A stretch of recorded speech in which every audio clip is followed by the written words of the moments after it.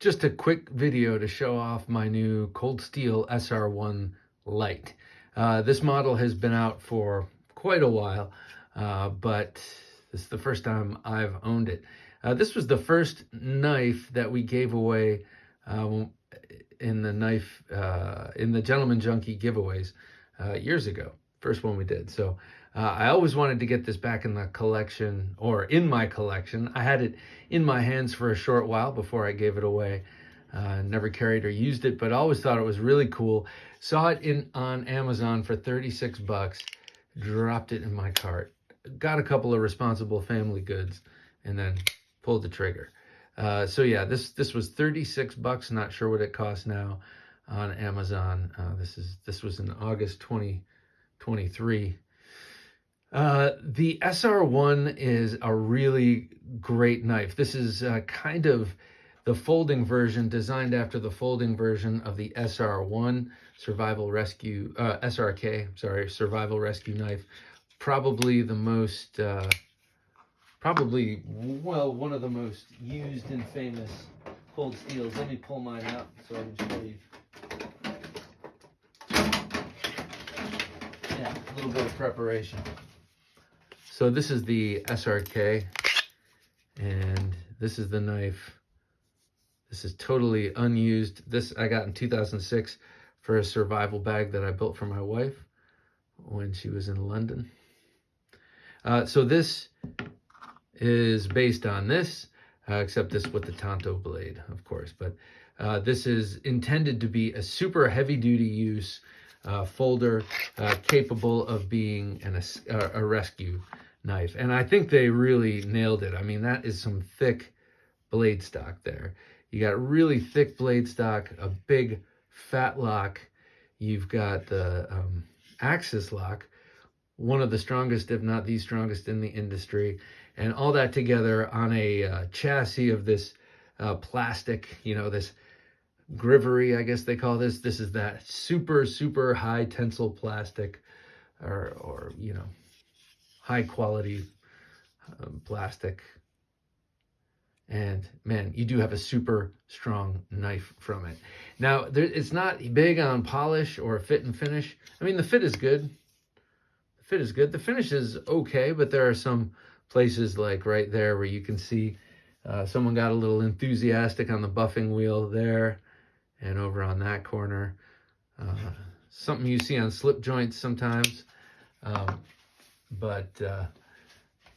And I gotta say, this FRN handle does have a bit of a cheap feel, but not because it's thin, but because it comes to a sharp edge. I think that's what I've determined.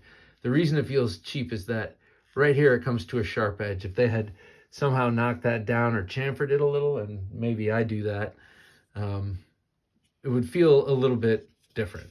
It would feel a little bit more considered. But this is, it's totally fine. And it's comfortable. It's got a comfortable handle, pretty neutral, but accommodating, your fingers with the choils here, and plenty of room to grip the knife in a number of different ways. This one comes in clip point and Tanto here. Let's take a look at the blade. Man, something bit me.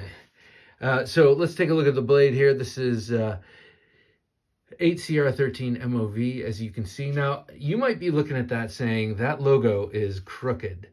It is crooked compared to the spine, but compared to the spine of the handle, it's straight. So it's the blade that drops down a little bit. I'm not sure what line you should abide by in this situation. Maybe the spine of the blade, it would have looked a little better, but 36 bucks, that's not really kind of the stuff that I'm caring about or looking at. Nice sort of grinder lines there, and an incredibly sharp blade. I'm going to do it. I'm going to do a paper cut test, something I always forget to do, but this thing is exquisitely sharp, and it's pretty thick. It's like kind of wedge-like almost in geometry, but it does. It really you know, like it's not even there. Like it's barely there.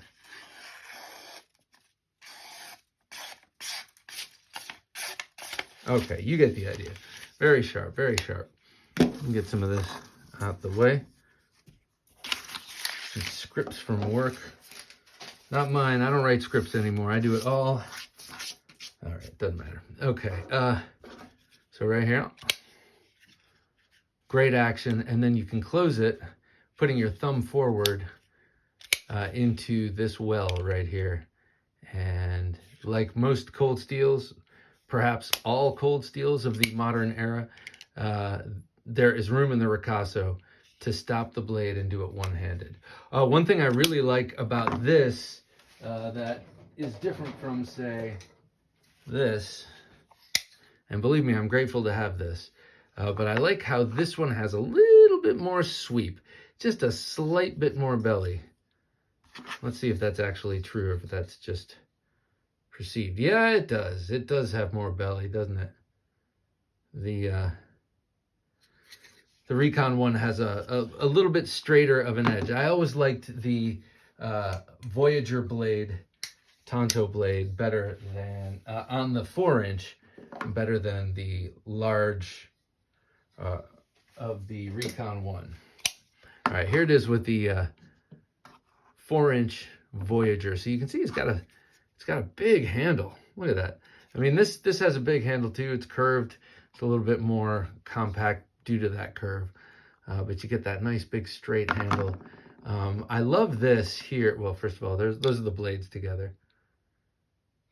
But I love this right here, this angle. It's great for putting your thumb on it, whether you're gripping it. Well, actually that way it's not comfortable, but right here, that arc is a great place to kind of use your thumb to grip in. Boom, when it's going into the 55-gallon drum full of Uzis at the border that you got to stop. Nice big thumb stud or thumb studs, and you can basically flick it out. These new cold steels, or cold steel for quite some time now, has gotten so smooth. The best backlocks. I mean, obviously they're the best backlocks due to the triad system here, but I mean just in terms of deploying, you know, unless you're moving up to a best tectonic, these are about the best deploying backlocks you're going to find. I am interested to see how they did the 8CR13 MOV. Cold Steel is known to really get super high performance out of somewhat pedestrian steels, or some of your lesser lesser steels they do great with. So I'm sure the 8CR is awesome. Haven't heard any complaints, but since I've been taking knives outside and banging them on them a little bit, maybe I will do a little bit of light batoning with this and just see how long it takes, or carving or something, see how long it takes to dull that 8CR. Ordinarily not too long, but who knows? Cold Steel may have hit the secret heat treat on this. All right, well, I highly recommend this. This would be a great one to, you know, quote unquote truck knife, car knife. 36 bucks, it's not going to break the bank. But if your car gets broken into, some scumbag makes off with a really sweet knife, that is the risk you run. And that has happened once. I donated a Recon 1 Tanto to some scumbag once. But anyway, 36 bucks, you won't miss it too much. All right, everybody. Thanks for watching.